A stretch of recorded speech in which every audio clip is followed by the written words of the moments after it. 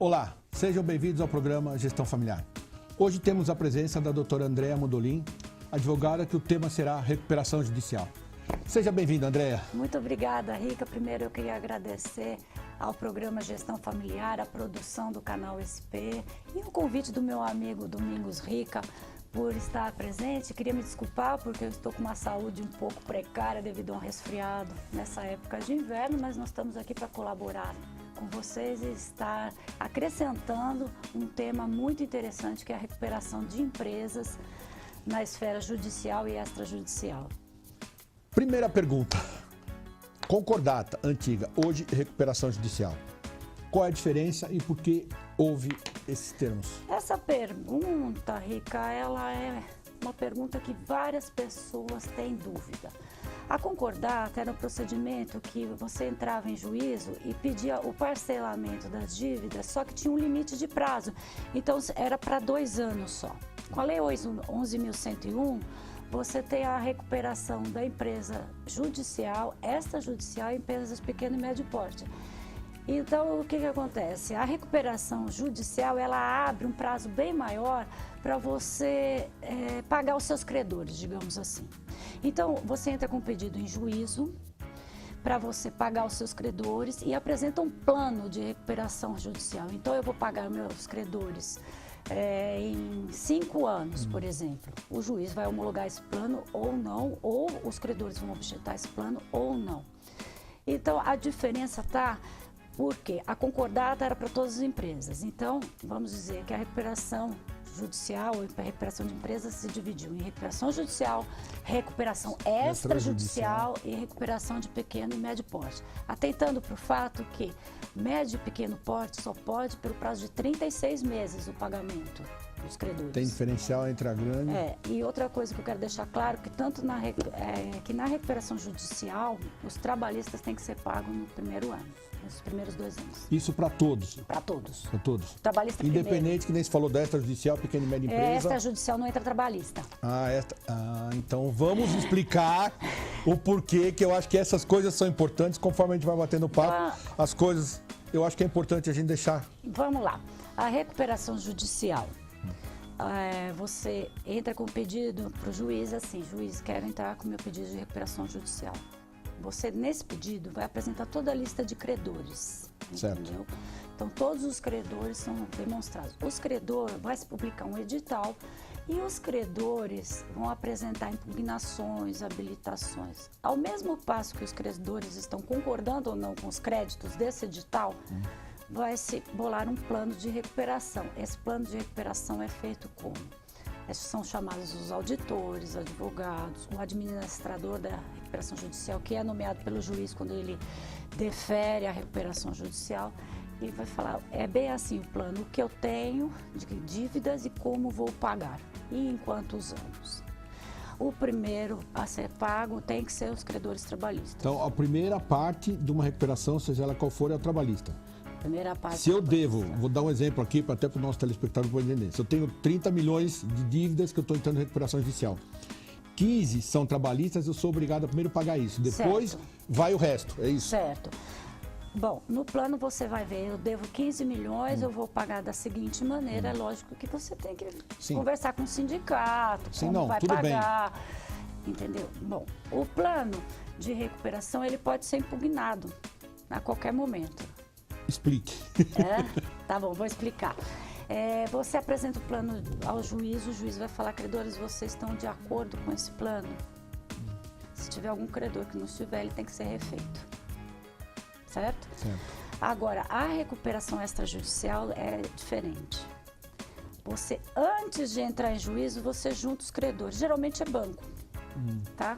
Então, você junta Banco do Brasil, Bradesco, todos os bancos, você junta numa mesa e fala assim, eu quero levar a juízo um plano de recuperação. Então, esse você antecipa. Você antecipa o plano, entendeu? Então, o banco X eu vou pagar Y em tantos anos, o banco Y eu vou pagar W em tantos anos, entendeu? Você leva esse plano ao juiz para homologação. Mas aí já com um acordo É um pré-estabelecido. Né? E a diferença, e não pode entrar créditos trabalhistas nem fiscais. Ah, esse é só, então, vamos chamar assim, financeiro. Quirografados. Tá? Entendi. Aí você tem a recuperação das pequenas e médias empresas. A diferença dela é que o prazo é só 36 meses. Quer dizer, a pequena e média sempre é prejudicada. O grande, ele tem prazo maior. Não sei, eu estou perguntando aqui como... Talvez não. Do outro lado. Talvez não, porque... Porque o pequeno tem 36 meses. Para o pequeno, eu estou colocando aqui, eu não sou advogado, estou perguntando para que as pessoas consigam entender. Então, se eu sou grande, eu tenho 5, 10, 15 anos, sei lá eu. O pequeno, no máximo, é 36 meses por decisão e não tem discussão. Certo. Esse pensamento ele é correto, mas você tem o outro lado da moeda. Qual é? É o seguinte, aquilo que você não consegue pagar agora, você pode pagar em 36 meses. E para o credor interessa mais a ele receber em 36 meses do que não receber a empresa ir para falência.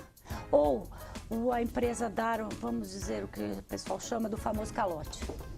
Entendi. Entendeu? Porque a garantia, quer dizer, ele pode dar garantia ou não também, né? Pode dar garantia. Então vamos lá. Uma outra pergunta que me fizeram, que essa daqui eu achei bem interessante. Quando a dívida no banco é alta, a recuperação judicial é viável? Independentemente do tamanho da empresa? Ela é viável. Por quê? Porque você vai parcelar essa dívida. É muito melhor do que ela se tornar uma dívida impagável. Não, porque quando você faz uma discussão de dívida, vamos imaginar aqui, você vai aos bancos e fala, estou devendo, existe uma taxa de juros X. Nessa recuperação judicial, essa taxa é menor, ela se torna mais viável ou não? Sim, no plano você pode estabelecer até uma redução da dívida. Entendi. Entendeu? Por quê? Uma das coisas que eles estão agora pretendendo com a reforma também é rever da lei de recuperação, porque a lei de recuperação é de 2005, né? Então, olha os anos que tem de lei. E uma das coisas que eles estão pretendendo agora é rever a posição dos bancos, porque geralmente os bancos têm alguma garantia. E a garantia, a maioria das vezes, é o próprio pátio fabril da empresa. Então, para o banco fica mais fácil executar isso e não entrar na recuperação. Então, quer dizer, a recuperação se torna talvez uma coisa viável lá para frente para que você mantenha os empregos. O Instituto da Recuperação, na verdade, ele foi criado exatamente por isso, para a função social. Ou seja, a manutenção dos empregos, a manutenção da empresa dentro de um contexto e pagamentos de todos os credores. Não é porque se você imaginar uma falência, Rica, você vai ver a consequência grave. E qual é o risco da falência e qual é essa diferença de falência e a recuperação? A falência é a própria quebra. Na Sim. falência... Foi. Lacrou a empresa, os sócios não administram mais nada, diferente da recuperação. Sim. Os sócios continuam, embora o juiz nomeie um administrador, os sócios continuam na administração. Na falência, não. Na falência, o administrador vai arrecadar todos os bens, então ele arrecada o ativo para pagamento do passivo. Tá. Eu vou te fazer algumas perguntas que o pessoal me perguntou, não sei, veio, não, então eu vou fazer. Por favor, por exemplo, a hora que eu entrei em falência, para o advogado pode ser uma pergunta simples e básica. Talvez quem está nos assistindo não me perguntar. Eu entrei em falência, não tem mais volta ou eu consigo retornar essa falência para recuperação judicial? Não, a lei antiga permitia, eu não concordata isso, pela lei nova não. E eu tô assim meio desconfiada que a reforma vá ter a continuação do negócio do falido. Porque se a forma é social da recuperação, é manter emprego, uma série de outras coisas, se eu entrei na falência, quer dizer, não tem volta, eu perco tudo e foi. Foi. Então, que dificuldade. E sempre, no meu entendimento, quem mais sofre é o pequeno e médio. Porque eu acho que o poder, talvez, de negociação dele é menor, né? Porque talvez a dívida dele, quer dizer, para ele é muito alta, mas para os credores talvez não seja muito alta, então a dificuldade é maior para negociar. Estou colocando uma opinião.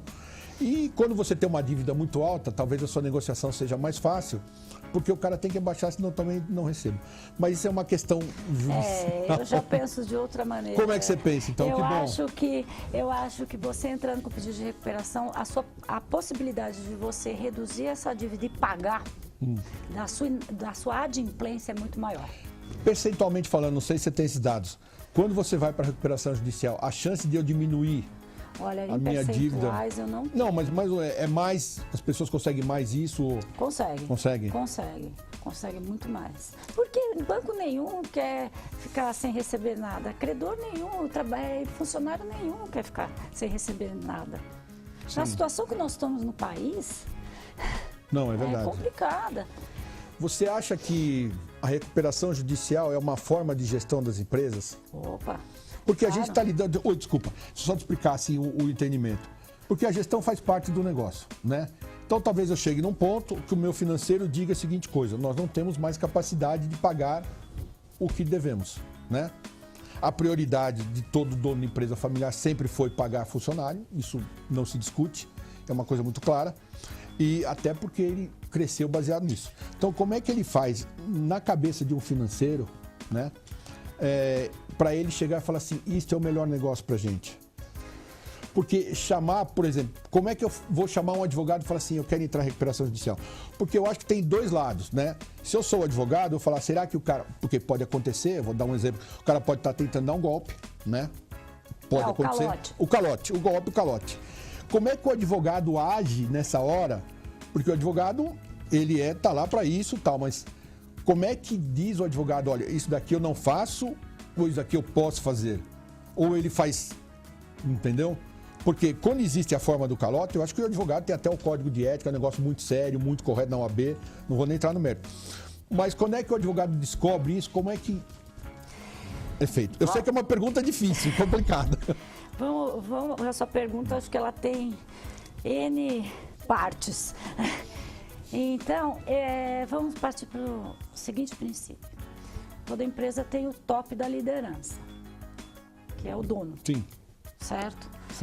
O fundador. A primeira coisa que eu entendo que deva ser necessário, o fundador precisa ter consciência da situação dele. Certo? É daí que eu questiono muitas vezes o segundo escalão da empresa. Certo? Os gestores.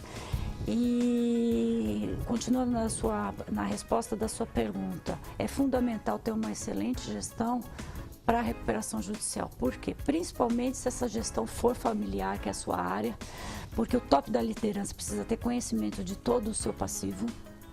E se a empresa estiver desorganizada na gestão, é necessário primeiro fazer a gestão para depois entrar com a recuperação. É uma forma de recuperação judicial, porque uma empresa que é mal gerida, que eles estão discutindo quem que vai ter a liderança dessa empresa, por exemplo, tá, Rica, num eventual falecimento uma morte prematura. Do dono, a primeira coisa que tem que ter é essa gestão. Se é familiar ou não, eu acho que você pode responder melhor que eu. Agora, quando que o advogado entra? O advogado, ele não pode fazer uma prática ilegal dentro da sua... Sim, existe um código de ética. Não é só um código de ética. Hoje em dia as informações estão cruzadas. Você não brinca mais com o fisco. Você não brinca. Isso é verdade. Você não brinca. Você tem um e-social em cima de todas as empresas que esse ano me parece que quase todas as empresas têm que implementar. Então você não brinca mais com o trabalhador. Entendeu? Então, se você quiser ajudar, vamos dizer assim, entre aspas, ao empresário que te procura para viabilizar uma recuperação judicial, porque ele tem que ter consciência de todo o ativo e passivo para isso, então ele precisa ter uma gestão para isso.